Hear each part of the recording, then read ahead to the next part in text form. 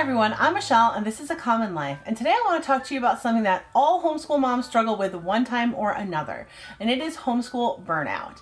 And honestly, the worst time of year for homeschool burnout is in these cold, dreary winter months, January, February, and March.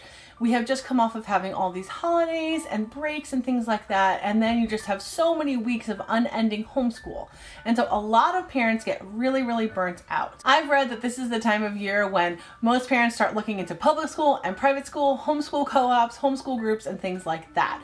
It is the time of year when people are trying to really figure out what they want to do because they feel like whatever they're doing may not be working for them. So today I just want to share a few tips with you on how to kind of avoid that burnout. First, let me start off by saying burnout is completely natural and we all go through it, but there are ways that you can help to either lessen it or avoid it altogether. My first tip for you would be to give yourself a break. There are lots of homeschoolers who will do 6 weeks on, 1 week off, or even 4 weeks on, 1 week off, or even do 4-day weeks and have long weekends and things like that. Homeschooling is very flexible. And so if you are really feeling very burnt out, I would recommend taking a week off. Now that can mean several different things. It can mean basically taking an entire week off from school.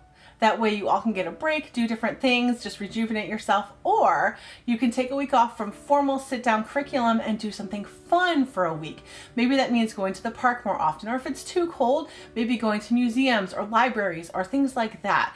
Doing different things that will just kind of change things up for a little bit.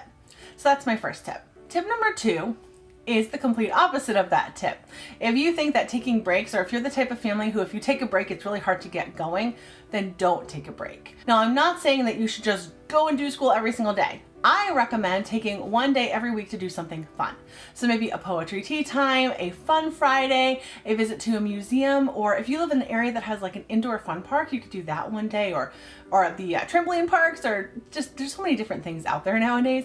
But do something that way you're kind of getting out of the house or doing something different within your homeschool. Maybe do a movie day, and if you want to keep it educational, watch educational movies or documentaries or something like that. But switch things up. Don't do the same thing every single day. Tip number 3 is to not change your curriculum.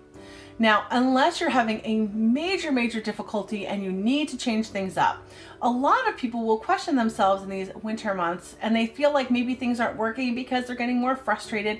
But in all honesty, as you're halfway through a curriculum, things are getting harder. And so it's becoming more of a struggle for everyone. So I would recommend, rather than just wanting to give up and just start over with something else, try to keep going. Maybe do it in a different way. Maybe take your curriculum and go sit on the couch with your kids. Or if it's nice out, if you have a beautiful day, go sit outside and do it. Just change things up a little bit, but don't actually change up the curriculum. There are also lots of different ways to take the curriculum that you do have and change it without having to throw it completely out the window. So we are using Bookshark curriculum this year for my younger children. Bookshark generously gave us the curriculum for us to use for our honest review. And so I'm going to be doing a review in the upcoming months, but let me tell you that as much as I love Bookshark, we have tweaked things and we have made them work better for us because we have a large family and we do things a little bit differently. And so even though we love Bookshark, and we've had no trouble or anything like that we would need to give it up, but we have tweaked things to make them work better for us.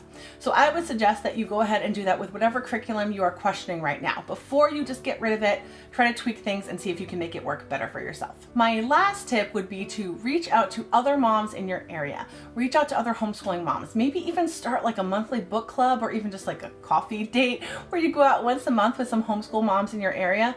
That is the stuff that you need to do for yourself, because during these winter months, especially if it's really cold, you're stuck inside all the time with your kids and it's very draining, especially if you're an introverted mom like I am. And so it is really important to set aside time for yourself. Now, I think that one of the best things to do is just do something casual. That's just what I prefer. So meet a mom for dinner, meet a mom for coffee, just make that time for yourself. Make sure you're doing it, more than once every 6 months or something like that. Do it on a regular basis. Maybe do it with a different mom every time or a group of moms that you enjoy. It's so important for homeschooling moms to get that time for themselves because we invest so much into our family and into our children. And a lot of times we just, fall to the back burner. We don't take care of ourselves the way that we should. And so I would highly recommend you doing that.